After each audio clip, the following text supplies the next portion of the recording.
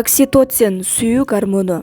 Окситоцин гипоталамуста иштелип чыгып, гипофизде топтолот. Ал жактан канга өлчөмү менен келет. Дал ушул гормондон улам биз сүйүү сезимин сезебиз. Гормондун бөлүнүп чыгышы жакшы эмоция менен байланыштуу. Бул гормонду көбөйтүүгө шоколад, банан, авокадо, селен камтылган азыктар таасир берет.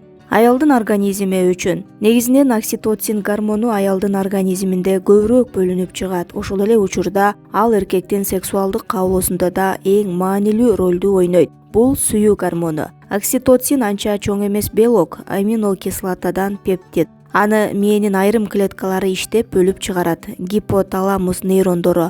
Бул аялдын репродуктивдик функциясына таасир берет. Лактация, төрөт энелик жүрүм-турум моделине. Андыктан негизинен бул гормонду аял гормону катары карашат.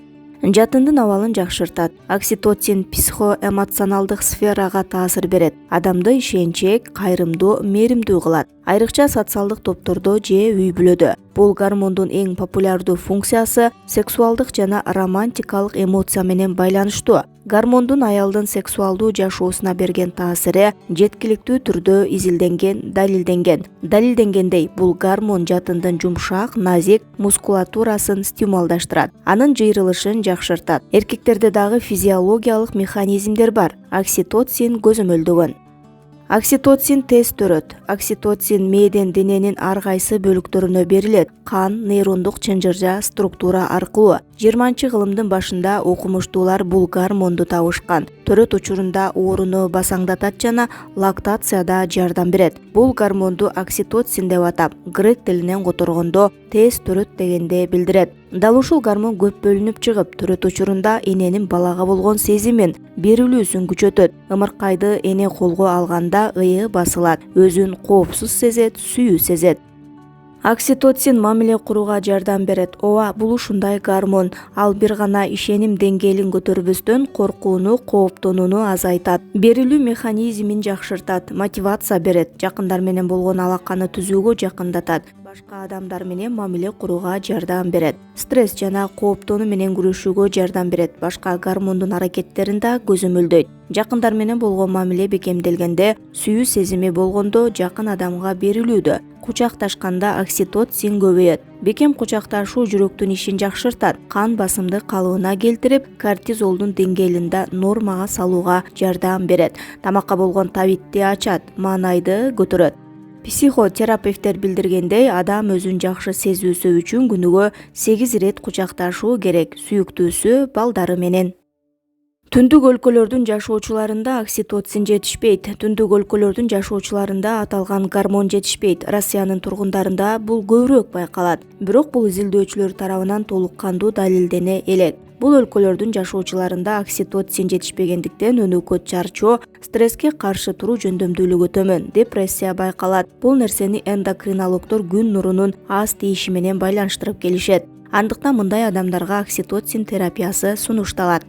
Кандай азыктарга басым жасоо керек? Гормон өзү азыктардын курамында камтылбайт, бирок анын синтези үчүн аминокислотанын, минерал витаминдердин жетиштүү өлчөмдө келип турушу үчүн пайдалуу азыктарга басым жасоо керек. Бул үчүн жашылча жемиштер, көк чөптөр, деңиз азыктары, сүт азыктары, кызыл жашылчалар, магний жана цинкке бай тамактарды көбүрөөк колдонуу керек.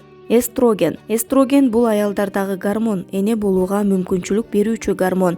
Жумуртка клеткасынын өсүп өрчүүсүнө шарт түзөт. Ошондой эле бул гормондун эсебинен аял назик, сулуу, наздуу жана энергияга бай келет. Этек киргелерде бул гормондун ордун прогестерон гормону ээлейт. Мындан улам аял заты жинденип, ачуулуу болуп, энергиясы да азайып калат. Ал эми этек киргелип бүткөн соң активдүү болуп, ажарына чыгып, энергияга бай болуп калат. Жакшы маанайда жүрөт. Аял затынын жашоосунда бул гормон эң маанилүү ролду ойнойт.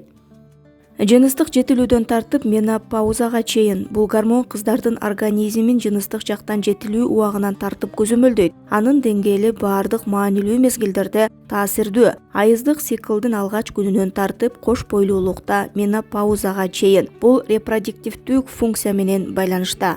Жыныстык жактан кыздардын жетилүүсүндө жумурткалар эстрогенди бөлүп чыгара баштайт. Анын өлчөмү айыздык циклдын фазасына жараша алмашып турат. Алгачкы 2 апта бул гормондун деңгээли акырындык менен өсөт. Андан соң азая баштайт. Аялдын жашоосунда эстрогендин өлчөмү улам өзгөрүп турат. Репродуктивдүү куракта максималдуу түргө жетет. Менопаузанын жакындашы менен азая баштайт. Кош бойлуу учурда эстроген тез арада көбөйүп кетет. Айрым учурларда 30 000 миллиграммга чейин жетет. Бул көрсөткүчтөр ден соолукка, активдүүлүккө, сырткы келбетке, аялдын жашоо сапатына таасир берет. Эстроген жетиштүү өлчөмдө болбосо, илимий изилдөөлөр аныктагандай, эстроген жана рецепторлору борбордук нерв системасын коргоодо маанилүү ролду ойнойт. Ал эми аялдын организминде эстрогендин жетишсиздиги эмнеге алып келет? Эстрогендин деңгээли түшүп кеткенде. Ооруга өтө сезгич болуу айыздык циклдын алдында ооруну сезет, эгерде эстроген аз болсо. Терморегуляциянын бузулушу бул менопауза убагында болот. Тез-тезден ысып, тердегени байкалат. Заара чыгаруу жолдорунда инфекциянын жогорку тобокелдиги бул жолдордун коргоочу сапатын бузат. Уретрит, цистит, кальпит, дисбактериоз байкалат. Жыныстык катнаш убагында оору сезилет. Эстроген жетишсиз болгондо чел кабыгынын кургактыгы байкалат. Маанайдын төмөн болушу эстроген серотониндин бөлүнүп чыгышына таасир берет. Эмоционалдык абалдын бир калыпта болбошу, депрессиялык маанай жана өнөктөшүнө болгон кызыгуунун төмөндүгү.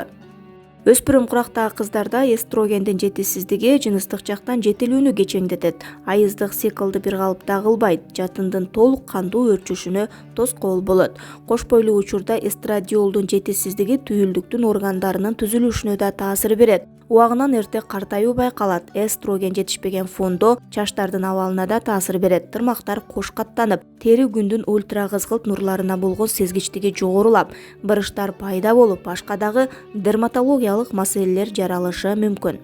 Аялдарда эстрогендин аз бөлүнүп чыгышына эмнелер таасир берет?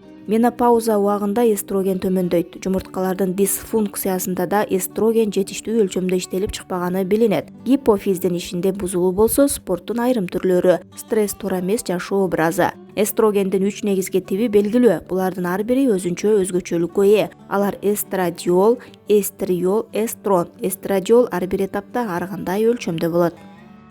Эстрадиол айыздык циклды көзөмөлдөйт. Кош бойлуу үчүн эстрадиол организмде жетиштүү өлчөмдө болуусу керек. Эстриол кош бойлуу убакта бөлүнүп чыгат. Анын функциясы биринчи кезекте түйүлдүктүн өрчүшү менен байланыштуу. Андыктан кош бойлуу эмес аялдарда бул гормон дээрлик байкалбайт. Эстрон менопауза убагында абалды жакшыртат, күч, энергия берет. Булак, будь здоров.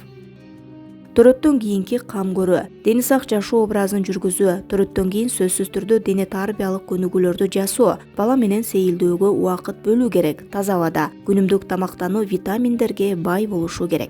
Эс алуу менен уктоо, үй ичиндеги иштерди бир калыпка салуу керек. Бир убакта баардык үй иштерин токтотуп, аял өзүнө убакыт жана көңүл буруусу зарыл. Эгер наристе уктап калса, ошол убакта сиз да жатып уктап алыңыз.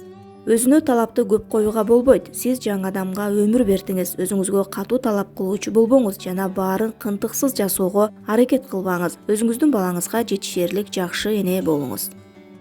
Жыныстык катнашка 1,5-2 ай бою чектөө. Биринчиден, жатын толугу менен калыбына келүүсү керек. Серфикалдык канал өз формасына келип, жараланган жатын көңдөйүнүн үстүңкү катмары айыгып калыбына келиши зарыл.